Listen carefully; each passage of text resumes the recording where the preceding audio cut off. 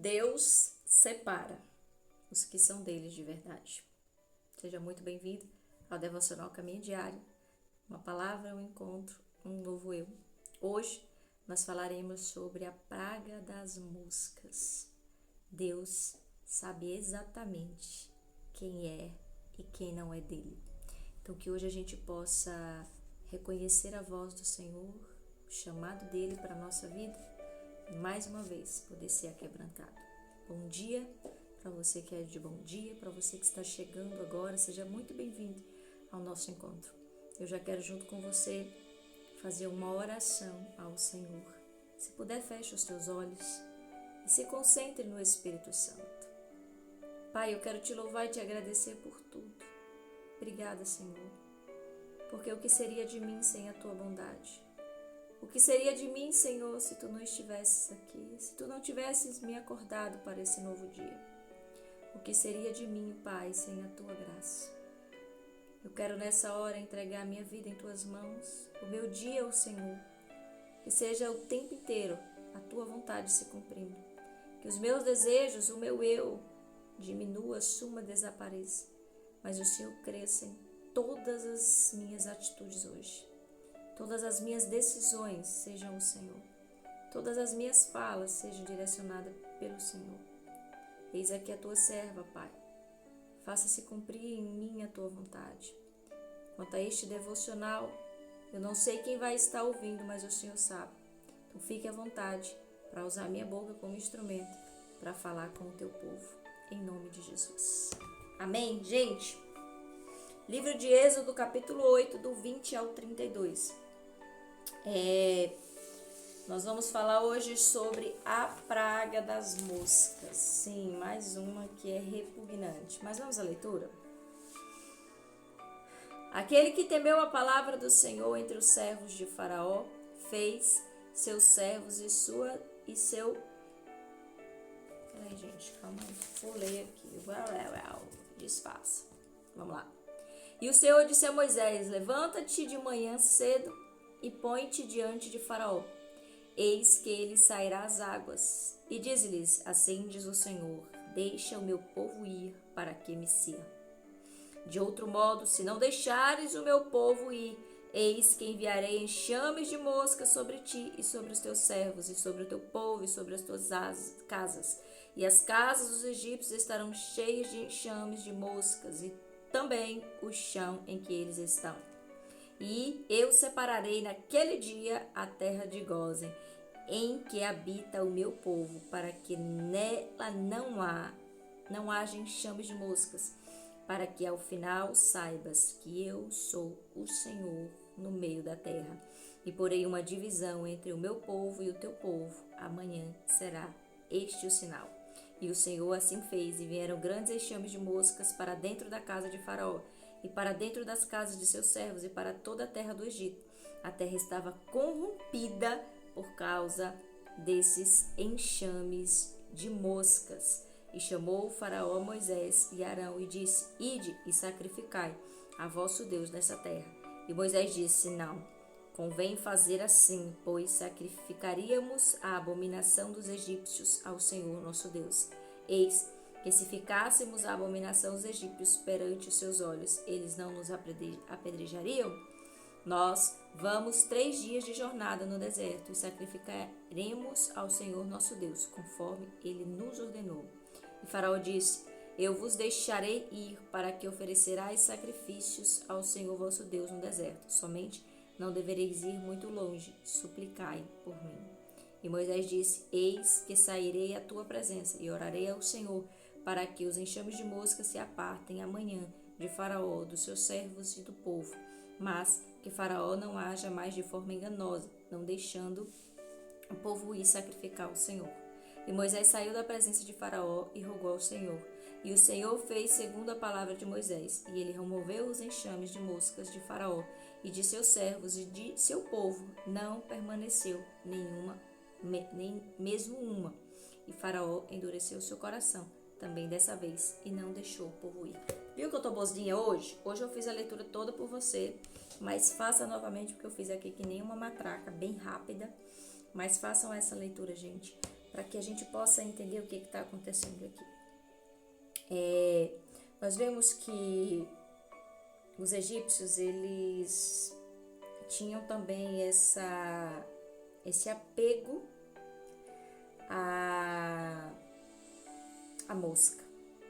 Gente, é um negócio, olha, quando você vai entender o que cada praga revelava, você vai entender que a mosca é uma das mais assim, maluca para mim, para eles lá no caso, né? Porque vamos entender o que eles idolatravam na mosca. A mosca, por ser um inseto que a gente acaba repugnando de fato, para nós ela representa imundície. Não é diferente para Deus. No reino espiritual, no mundo espiritual, ela representa sujeira. Tem algo errado acontecendo. E os egípcios não olhavam disso. Sabe o que era que esses malucos olhavam? Perdoe pela palavra, porque só pode ser maluco mesmo. Eles olhavam que as moscas sentavam nos corpos mortos, nas múmias. E eles entendiam que cada sentada ali, elas pegavam a alma e libertavam a alma do que morreu. Me diga, não são malucos? Eles querem atribuir à mosca a ressurreição dos mortos. Ai, meu Deus. Gente, isso é triste. A idolatria destrói o homem. A idolatria faz o homem enxergar coisa onde não existe. Uma mosca tão repugnante como essa mosca pode representar algo tão significativo e tão grande como a ressurreição, a libertação do espírito. Meu Deus. Faça uma pesquisa depois sobre essas idolatrias e você vai ver vão ouvir coisas assim terríveis. E Deus, ele traz de fato as moscas para provar ao povo que ela representava sujeira, corrupção e morte. As moscas vão atrás daquilo que está morto, gente. Aquilo que, sabe, onde tem uma carne velha, onde tem um morto, tem enxames de moscas. É claro que elas gostam de um doce, mas elas gostam do que é sujo. E Deus queria provar para eles, quem é que ressuscita? Só Deus. Se Ele é a fonte da vida, pode alguém ressuscitar outro, se não for Deus, que dá a vida, que é a fonte de vida. Pra gente ver e analisar aonde nos leva a idolatria, gente. Há uma loucura da mente. Tem pessoas aí fissuradas em virar blogueiro, em ganhar dinheiro com blogueiragem. Estão ficando doido. Eu não estou dizendo doido de atirar pedra, não. Mas estão perdendo a vida, sabe? Não dormem. Fazem coisas assim que você fala, não acredito que essa pessoa fez isso. Gente, a gente vê tanta coisa ridícula. Assim como isso aqui é ridículo. A gente vê tanta coisa ridícula acontecendo no nosso tempo hoje só para ganhar mídia. Só para ocupar um vazio, sabe? O que os egípcios queriam era que aquelas múmias voltassem à vida. Nenhuma delas voltou para contar história para eles. Então eles atribuíram a mosca a libertar aquelas almas que estavam ali. Meu Deus. Perdão, Senhor. Perdão por todas as vezes a gente ocupar o vazio das nossas almas com a idolatria. A perca de alguém é muito difícil. Mas dizer que um bicho que sentou ali, porque ele é repugnante, para libertar alguém, gente, pelo amor de Deus, aí já é demais. Escute isso, o versículo do dia é o versículo 23. E porém separação entre o meu povo e o teu povo, amanhã será este sinal. Aqui a gente vê que Deus não governa apenas no que acontece aqui agora, mas em todo o cenário. Deus é Deus de separação. E quando eu digo de separação, porque tem coisas que de fato não dá. E Deus, ele olha para aqueles que são verdadeiros servos dele que verdadeiramente estão com ele, e ele faz sim essa separação. Mas essa separação de Deus não é para excluir, não é. Pelo contrário, é para libertar. Quando esse povo chega, e aqui a gente vai entender que até então, todas as outras pragas, todo o povo que estava no Egito estava recebendo elas, inclusive o povo de Israel. Mas quando chega aqui nas moscas, ele faz uma separação. Gente, o povo de Israel não acreditava que as moscas traziam vida. Isso é óbvio. E aqui Deus entende que é o momento da separação. Aqui, de fato, foi o extremo. Ali já era demais eles acreditarem nisso. Então Deus faz a separação. Deus separa o povo dele. Deus entende que chegou o tempo de mostrar que quem serve a Deus, quem entende quem é o Senhor, é protegido. E o enxame de mosca, ele entra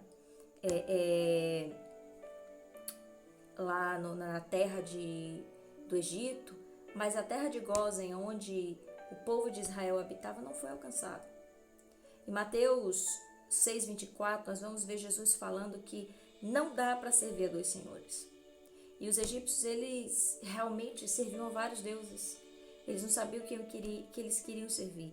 E aqui ele está ensinando para o povo, ou vocês me servem, ou você pode ficar aí no Egito. Mas eu quero mostrar para vocês que há uma separação em quem está comigo e em quem não está. Deus mostra que ele faz. E o que a gente aprende nisso aqui para levar para a nossa vida, Deus não trabalha com mistura.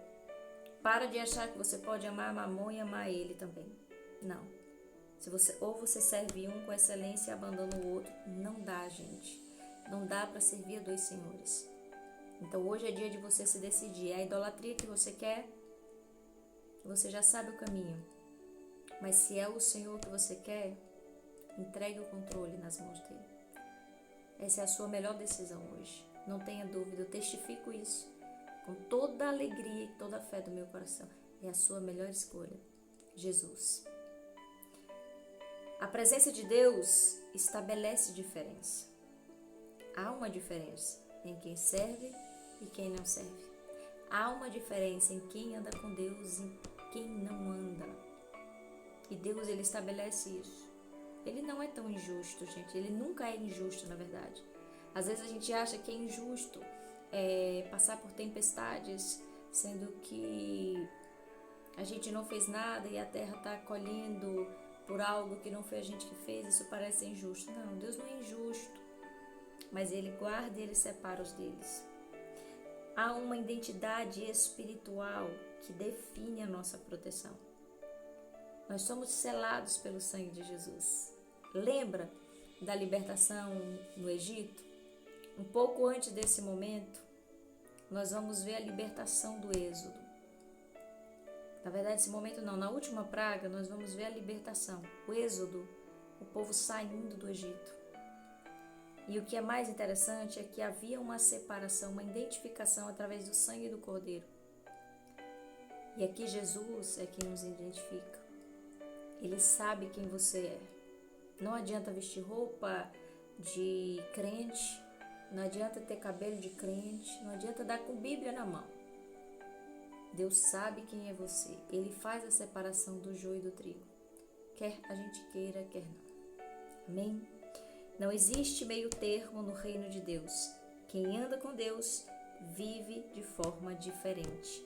E a sua proteção está ligada a quem pertence a Ele. Amém? Então que você guarde isso no seu coração, que você faça essa análise hoje. Deus, ele nunca vai separar ninguém para excluir. Talvez hoje você se sinta um separado, talvez você se sinta alguém que de fato, eu não consigo me misturar, aquele povo lá da igreja se sente tudo santo, eu sou indigno. Eles me separaram, às vezes a gente está passando por isso, às vezes as pessoas passam por isso, para que elas caiam na real e vejam quem é Jesus. Ele não faz isso para excluir ninguém, ele faz isso para se revelar. Foi assim no Egito. Ele separou o povo do Egito do povo de Israel e enviou a praga para o Egito. Mas não para excluir o povo do Egito, não. Ele queria se revelar para eles e dar a eles a oportunidade da redenção. Mas infelizmente, mais uma vez, o coração de Faraó se endurece. Enquanto a gente estiver misturado, não há transformação completa. Então, se o coração do homem endureceu, é hora de abandonar e buscar a Deus, para que a nossa transformação seja completa. Eu vou abandonar, vai entregar nas mãos do Senhor. Essa é a palavra que eu quero dizer. Amém? Então, hoje você saia daqui com esse entendimento, que quando Deus começar a agir na sua vida, você vai ver a diferença aparecendo. Você não precisa fazer nada, só vai acontecendo. Amém? A pergunta que eu deixo para você é: você já viu a diferença na vida de quem conhece para quem não conhece a Deus? Você consegue perceber isso? Responda aí para você mesmo. Você consegue reconhecer isso? Tu pode responder nos stories também, nos status. Você consegue reconhecer a diferença de uma pessoa que anda com Deus com uma que não anda? É perceptível, né? Muitas vezes até a olho nu. Gente, obrigado pela tua presença. Que você hoje possa, de fato, ser tocado por essa mensagem e entender que não tem fermento que Deus não possa arrancar e ver de fato a essência da embalagem e do que está por trás. Que a gente hoje possa viver sem fermento, sem corrupção, sem mentira, sem engano, sem máscaras, sem fantasias. Que a gente possa verdadeiramente viver na face de Deus. E é isso. Curta, compartilhe esse vídeo, me ajude a pregar. Eu te espero aqui amanhã. Gente, a quinta praga, amanhã nós vamos estar falando sobre a morte dos gados. A morte do rebanho. Vamos ver o que isso vai representar para nós? Amém? Te espero aqui amanhã. Tchau, tchau.